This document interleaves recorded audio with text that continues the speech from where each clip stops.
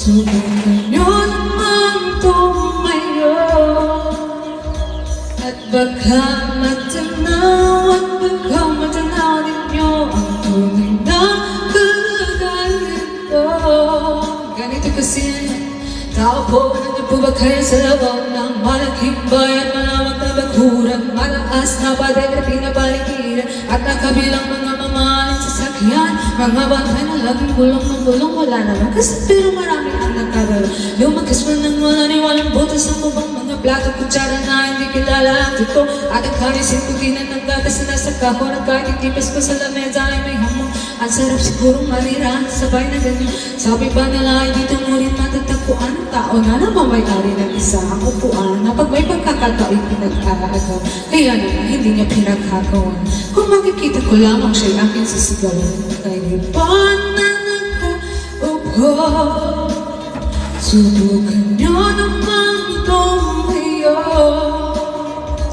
at baka matanaw ninyo ang tulad na kagayan ko.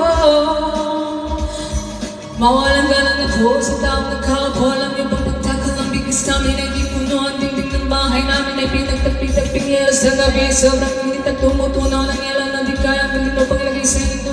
Pinakulong tubig sa lamang taguling-uling-uling, gamit lang pagdatunayan ang damdaman sa estero na nagsisilbing kusina sa magigamit ba yung ang aking inay na may kema rin sa kote na nagagamit lang pag ang aking amay sumildo.